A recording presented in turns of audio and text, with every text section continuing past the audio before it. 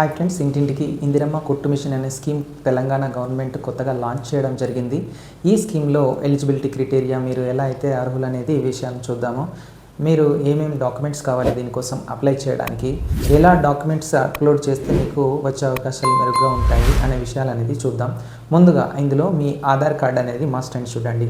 మీ Aadhaar card అనేది provide చేయడం ద్వారా మీరు ఎలిజిబిలిటీ క్రైటీరియాలో ఇంతకుముందు ఏదైనా స్కీమ్ అప్లై చేశారా లేదా అనేది తెలుస్తుందన్నమాట. ఇది ఫస్ట్ వన్. నెక్స్ట్ వచ్చేసి మీ క్యాస్ట్ సర్టిఫికేట్ కూడా అప్లై చేయాలి. క్యాస్ట్ సర్టిఫికేట్ అనగానే మామూలుగా ఇది బీసీ అనేది ఆల్రెడీ మెన్షన్ చేశారు. సో బీసీల కోసం ఉద్దేశించిన స్కీమ్. మరి బీసీని క్లియర్ కట్గా మెన్షన్ చేయడం జరిగింది సైట్లో కనుక చూస్తే.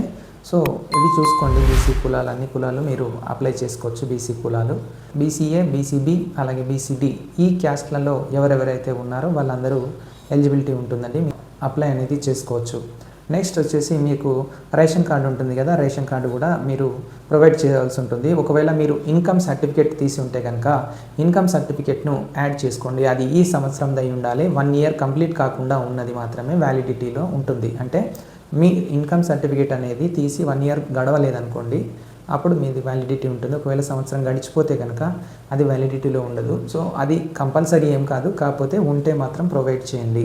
అలాగే మీరు ఆధార్ కార్డులో ఏవైతే వివరాలు పొందుపరిచారో, మీ పేరు, తండ్రి పేరు లేదా భర్త పేరు, అలాగే మీ అడ్రస్, మీ house number, village, mandal, district, వాటితో పాటు మీ కాన్స్టిట్యున్సీని కూడా అడగడం జరుగుతుంది.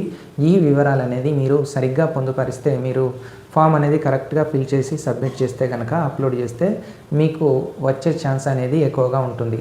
సో ఎక్కువ కాలం వెయిట్ చూడకండి, వచ్చే నెల దాకా ఉందని. అలాగే ఇన్కమ్ సర్టిఫికేట్ అనేది కంపల్సరీ ఏం కాదు, మీకు తర్వాత ప్రొవైడ్ చేయమంటే ప్రొవైడ్ చేయవచ్చు. క్యాస్ట్ సర్టిఫికేట్ ఉంటే కనుక, ఆధార్ కార్డు ఉంటే కనుక మీరు ఈజీగా అప్లై చేసుకోవచ్చు. And me ration card number అనేది కొత్తది ఉండాలి. అంటే 36 తోటి స్టార్ట్ అవుతుంది కదా, ఆ నెంబర్ అనేది ఉండాలి. డబ్ల్యూఏపీ అని పాత నెంబర్ ఉంటుంది కదా, అది ప్రొవైడ్ చేస్తే కుదరదు. కొత్త నెంబర్ ఉంటే కొత్త నెంబర్ తోటి అప్లై అనేది చేసుకోవచ్చు అనమాట. సో ఇంకా ఏమైనా డౌట్లు ఉంటే కనుక మీరు మా కామెంట్ సెక్షన్లో కామెంట్ చేయండి. నేను ప్రతి కామెంట్కు రిప్లై ఇవ్వడం జరుగుతుంది. సో ఇది ఇప్పటి వరకు ఉన్న లేటెస్ట్ స్కీమ్ గురించి అప్డేట్. మరిన్ని వివరాల కోసం మా ఛానల్ని లైక్ చేసి, షేర్ చేసి, సబ్స్క్రైబ్ చేయండి. Thanks for watching this video. Have a nice day.